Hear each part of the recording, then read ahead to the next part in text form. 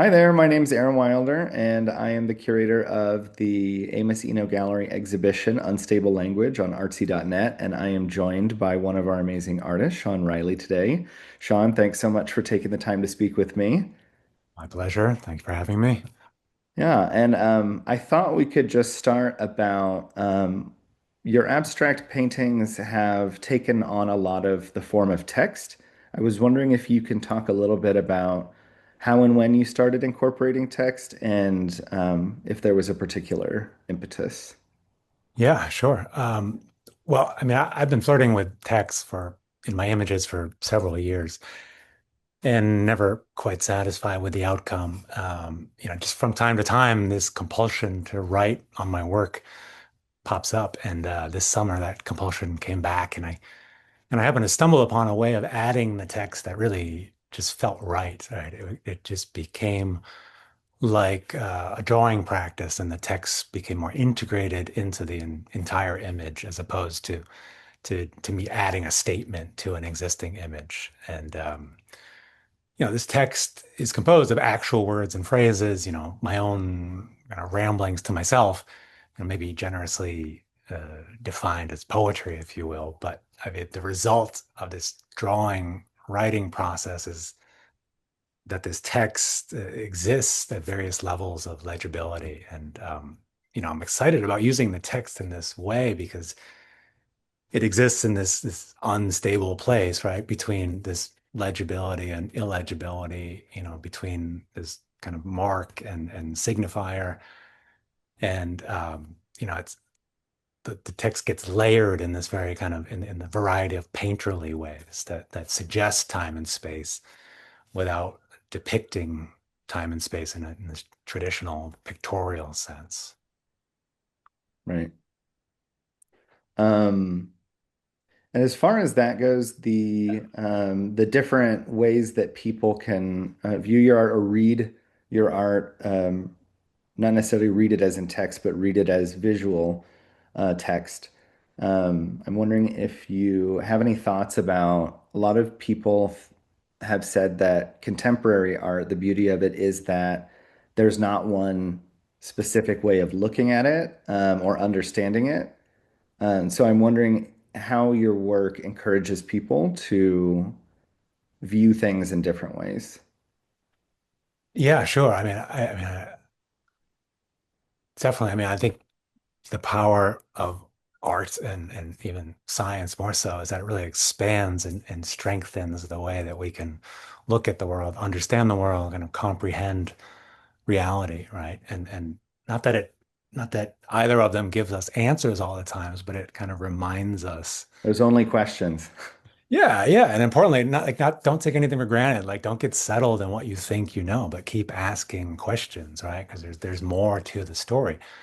There's just these greater levels of complexity to consider, and I'm trying to challenge my assumptions constantly. I'm looking to find something new with each painting, and I'm trying to find these in between, again, going back to unstable spaces that are not quite this and not quite that, till I eventually kind of break through between this and that and find something like really fresh. Right now, I'm attempting to try to do that through painting, and with each painting, I'm kind of bringing my entire knowledge of painting and image making into each canvas. And on top of that, I'm trying to add my understanding and my curiosity about the nature of time and space and memory and perception. And on top of that, I'm just trying to manipulate the paint in these ever more sophisticated ways so that it just reveals something just magical, like right on the surface of the work, so that the viewer, that their first relationship with the work is developed like right there on the surface with the reality of the material itself. And then they can have this sensual response first. And then beyond that, I'm hoping to kind of compel them via the entire composition of the piece. They kind of investigate what's actually happening in the artwork. And, I think it's like through my engagement and through my excitement and my discovery process, I'm hoping that the painting that will translate into a similar experience for the viewer. Yeah, and speaking of the viewer, you have previously said that your work encourages viewers to inhabit uncertainty and to engage with the instability of seeing itself.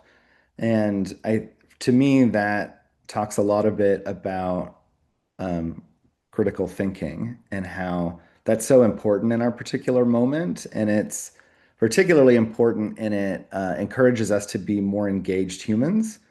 Yeah. Um, and so I'm wondering if your experience with viewers encountering your work, um, have there been ways that they've communicated to you that they've taken the experience in viewing it to look at the world differently?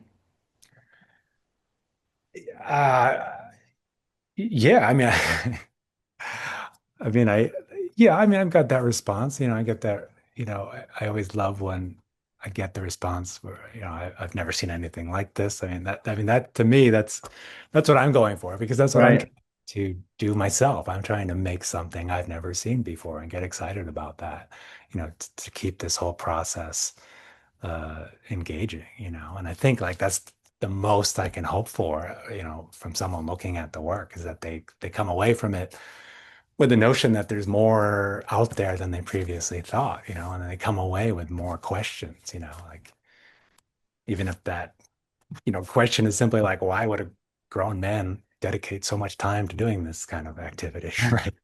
I mean, because I think it's important, right? And so, Yeah, absolutely. And when I first looked at your work, I saw all of the layers, not just of meaning, but the actual physical layers, yeah, and yeah, that there's something archaeological about your work in yeah. that not all of the layers or that there's not the same number of layers over the work as far as material, but maybe also conceptual.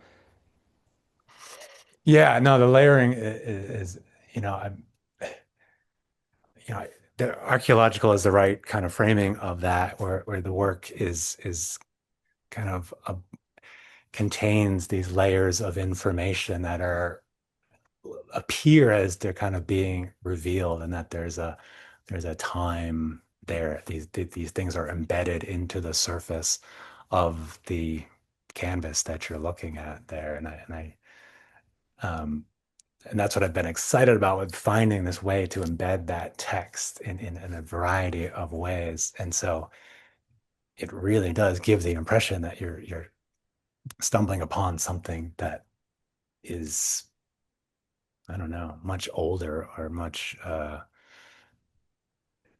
you know, yeah, just much older than it might actually be. Yeah, and I think that that is what's really compelling about your work is that it's so complex and that it invites this slow view and careful read.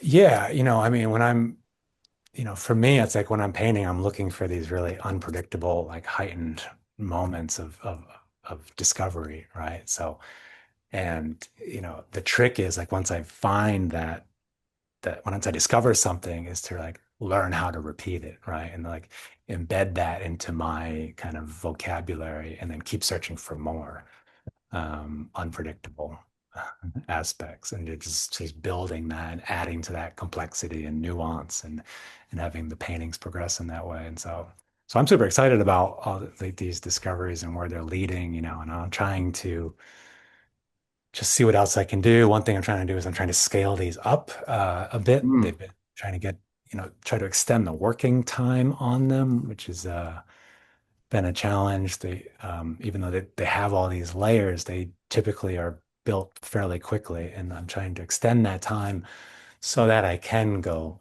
larger in them and make them more kind of something you have to deal with on a corporeal level, like, not just in a small, intimate space. Yeah, something that kind of envelops you into the broader space. And I think that that also will be interesting for viewers to expand upon that from the painting to their broader view of our reality. I hope so. Yeah.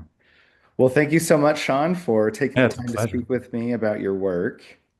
Thank you. Thank you for having me in the exhibit. And I just want to remind everyone that Unstable Language is on artsy.net through December 1st. Thanks for being with us.